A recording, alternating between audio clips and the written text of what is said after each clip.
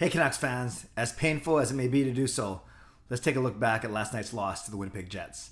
I'm Clay Emo, I'm at Canuck Clay on Twitter, I'm at Clayton Emo on Instagram, I'm the founder of the GLCPC, the Good Looking Canucks Positivity Club, and this is my Canucks take, all in one take. It's Clay's Canucks commentary for Saturday, February the 20th. This is where we get Canucks insight that's positive and timely. I want to give a shout out to my Hall of Fame members, Jens95, simalexander, Just Incredible, and nucksfan number 29. Thanks for your support, and thanks to the support of all members of all levels. You can see their names listed in the description below.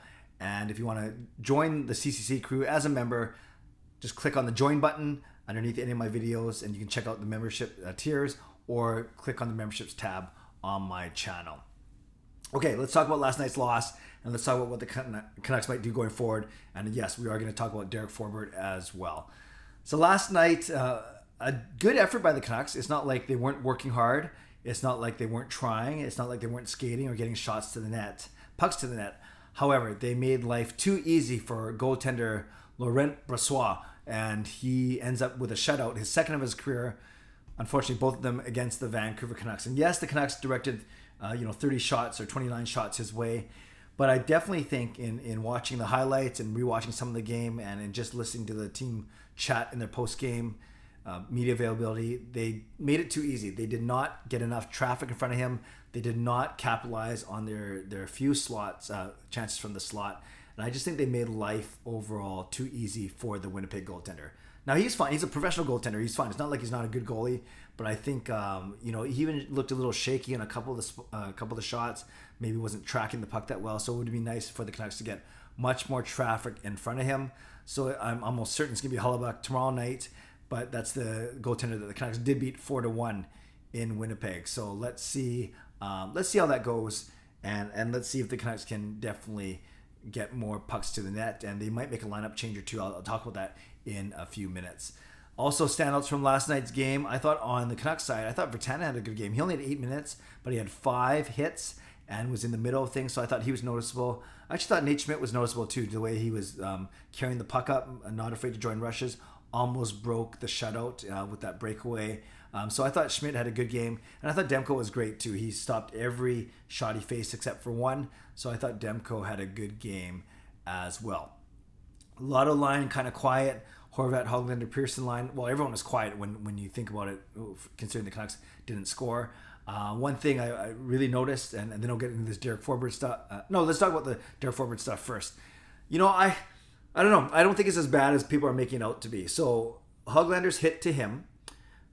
Maybe he was embarrassed, or because Hoglander's a 20-year-old rookie who's 7 inches shorter than he is. But yeah, whether it was an elbow, shoulder, or just a quick surprise hit, Forbort was mad, obviously.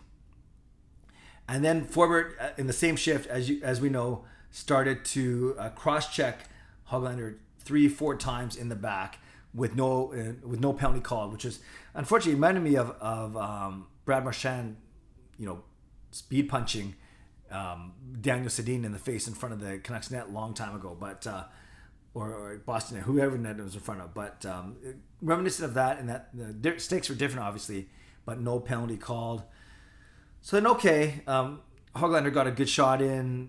Forbort got his 3 or 4 cross checks in. Thought it was gonna be done. Then with under a minute to go, 40 seconds to go, then we saw as the play ended, Forbort went after Hoglander. Then it was nice to see Virtanen and Edler and others jump in. Sutter, I think it was, to jump in, or Myers, to jump in to Hoglander's defense. It showed a lot of unity. It showed guys sticking up for each other, a lot of teamwork. So I thought that part was great. Showed a lot of character. I said in my post-game scrum, it's kind of scary, right? When guys are post-game live stream in a scrum, when all the guys are jumping on top of each other, and then there's guys at the bottom of the pile and there's skates around. Yeah, I'm always worried about guys' fingers and guys' faces, but generally they protect well, and guys, it's not like they go in feet first. So thankfully no one got hurt that way. But yeah, it was a good tone setter for the next game for sure, given that these two teams are going to play again tomorrow night, and then after a 2-game break, go at it for 2 more games in Winnipeg. But I actually, when you think about it, what Forbort did with 40 seconds left, I didn't think it was that bad. It's not like he sucker punched Hoglander. It's not like he drove him into the boards from behind with a cross check. yeah, so he grabbed him and tried to rough him up a little bit, but it wasn't brutal. So I'm not excusing Forbort, but I like the Canucks response, but I think my takeaway is two things. It was ridiculous for Canucks fans then to go to his Instagram page and start to threaten him. Like, that's silly. That's stupid. Like, come on. And then I don't think the Canucks are going to go out of way to manhandle him next game or to beat him up, because not only it doesn't make sense. Number one, it's not like he injured Hoglander or anything. And number two, I don't think the Canucks would want to put themselves in a position to go shorthanded unintentionally when so much is at stake with every game. Now you might say, well, Clay, what's wrong with a 2-minute roughing penalty or a 2-minute cross-checking penalty just to send him a message?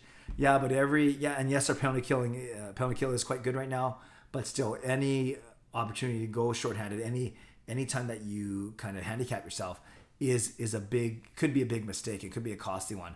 So we'll see, but it came up a lot in my post-game live stream last night. I simply don't think it makes sense for the Canucks to intentionally go after Forbort to beat him up or to get retribution. I think you play him hard, you can give him an extra shot here and there, but I don't think anyone necessarily has to do anything. I might be the minority, but it's just kind of what I've been thinking about over the past 12 hours since the game, or whatever, 18 hours since the game. Now, speaking of next game, during my live stream, I said I could see both McEwen and Hawryluk come in for either maybe Eriksson and Virtanen, although Virtanen had a noticeable game. According to practice, Thomas Drance at the Canucks practice this morning, the only change they made, it looked like Zach McEwen may come in for Louis Eriksson. So you still had the Lotto line, you still had Horvat, Hoglander, Pearson. Then the third line, it was actually Sutter with Gaudette and McEwen. So that means Roussel dropped down to the fourth line with Beagle and Virtanen. And then that means Eriksson came off of that fourth line, and then because Zach McEwen in. So basically, picture Eriksson coming off the fourth line, Roussel dropping from 3 to 4, and then McEwen coming in for Roussel on the third. So McEwen in, Eriksson out is the net result. And then it looked like same D pair, so Travis Hamonic was still an extra playing on the fourth defensive pairing with Jalen Chatfield. So maybe he's still not ready to come back in. And defense certainly wasn't the Canucks' problem last night. It was offense. Then I do expect Braden Holtby to start in net, not because Demko is bad, but just to continue that rotation and reward Holtby for his win against Calgary a couple days ago, that 5-1 victory. So a couple things to look at, but we can talk about it more tomorrow once we might know more about the Canucks lineup. But that's the one change I do anticipate, though, is McEwen coming in for Eriksson. And I thought Jace Hawryluk might get a chance, but then do you bring him in for Roussel or Virtanen or who? So we'll see. Lastly, as I'm recording this, it's Colorado in their sweet Quebec Nordiques reverse retros, and it's Colorado and Vegas playing Lake Tahoe, 18th hole of the golf course on the shores of Lake Tahoe, the 6th biggest lake in the States after the 5 Great Lakes. And it's amazing. It's stunning. It is so beautiful. The trees, the mountains, the water. It looks so good. And it reminds me, and I tweeted about this, of the Heritage Classic game that my son Sean and I went to 7 years ago. So that was indoors at BC Place. It was Vancouver wearing their Millionaires jerseys against Ottawa. We lost that game 4-3, I think. And it was notable because it was Luongo's last game. That was on March 2nd. Luongo was traded on March 4th. And it was Luongo's last game by title, but he didn't play in it. As we know, Eddie Lack started in that game where it was well known that Luongo wanted to play that game. So that was just a further chasm in the relationship between Luongo and Tortorella. And like I said, 2 days later, Luongo was shipped back to Florida. So some history there. So maybe a couple things then for the question of the day is what's your biggest takeaway from last night's game? How frustrated are you? And maybe what do you think of what the pictures in the video that you see from the Colorado-Vegas game today? And then Boston and Philly will be playing in that same setting tomorrow. So yeah, let's kind of go open field running in the comment section. Nothing too specific, but let me know how you're feeling today on a Saturday, a day after that the Canucks lost 2-0 to Winnipeg and falling further back in the race for that fourth and final playoff spot in the North Division. Leave a comment below. I'd love to read, react, and reply as always. Subscribe if you like to. Like this video if you like to. Join this channel as a member if you like to. Stay safe, stay healthy, take care of yourselves, and take care of each other. I'll talk to you tomorrow. God bless, and go Canucks go.